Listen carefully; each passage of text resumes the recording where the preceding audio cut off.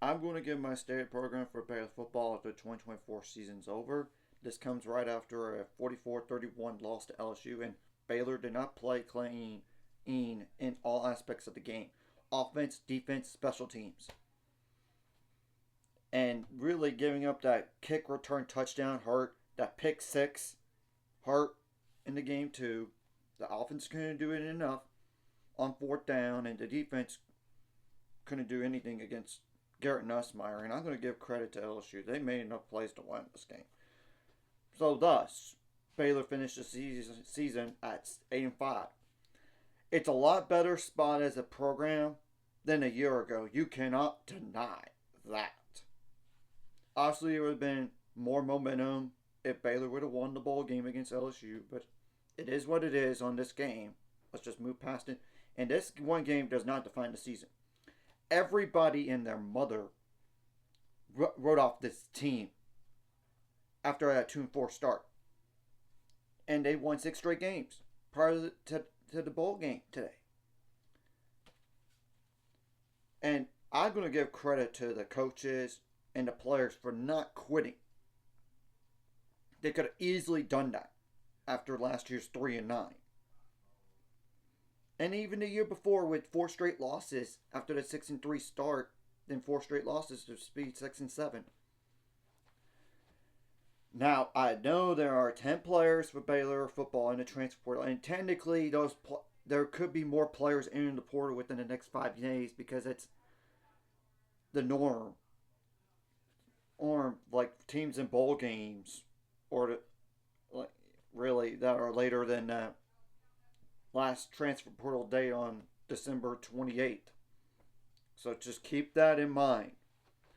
And I know Baylor did have 26 guys walked on senior day, but granted, some of those were redshirt juniors and redshirt juniors. So we'll see about those guys. And I know there were 26, like 24 seniors or so, give or take, on the roster. That 7th year, 6th year, 5th year, or 4-year guys as well. As well. We'll see about Ashton Hawkins if he comes back to Baylor next year. Because of that JUCO rule with Diego Pavia. It's one of those we'll have to wait and see type of deals. But words cannot describe how proud I am of this team. Yeah, it was rough, but they fought through. And they made it to a winning season for the first time since 2021. Now, it's time for the team to address their needs in the transfer portal and fix all the issues on offense and defense and special teams. And they have a good recruiting class coming in, as we all know, when you look at it. And the transfer portal guys have been good too. So they're going to try to address more. And I would say like an offensive lineman, like a right tackle. A wide receiver, yes, in terms of a starter and maybe a depth guy as well. Even if Ashton Hawkins comes back, you got to do that. Something there. Like possibly like a depth piece on the on the defensive line. You got to get an edge rusher. Possibly they could get another depth guy. Another edge rusher, because you can never have enough edge rushers. And this team needs to be better in terms of rushing the passer. And you can't deny that. And the pass defense has to improve. It has to improve from this past year, because that was one of the strengths going into the season. It's not the strength this year, as you could tell. But I know they're going to try to look at a CB. Just try to aid the secondary out. And they got really good. They're good at the safety position, I think. More like the backup at star, like a depth piece at star position. But even then, I'm not sure if it's even needed. We'll just have to wait and see what happens in terms of the transfer portal, in terms of the additions and subtractions. And the same thing goes for the spring transfer portal as well. This could have been like a year ago. And guess what? It didn't happen again. And I'm going to make mention. A friend's dad told me that he won Joe McGuire earlier in this year. Guess what? They ended with the same exact record. And who won that game? You tell me. Baylor did. So, obviously, we still need to know one more non conference game, which is probably going to be an FCS because you got Auburn at home next year. And look at what they've been doing in the transfer portal. But I still think Baylor's better, but it's still so far away from the beginning of the year. And you got SMU on the road as well. And you know SMU was a college football playoff team. Sure, there was debate about them. But honestly, they lost close. And they have 2 losses compared to Alabama's 3. In fact, South Carolina even lost their bowl game to Illinois too. And Alabama lost in their bowl game today as well. I don't think the SEC should be yapping their mouths on, we should have got a 4th SEC team. Really? I don't think so. And I thought going into the year anyway, the ceiling was 7 wins. With the possibility of 8 wins, like at 10% though. They definitely exceeded my expectations. I don't know about y'all. But they definitely did. And I'm excited to see what they're going to do next year with some production coming back offensively and defensively and what they got in the transfer portal so far, as well as this recruiting class they got.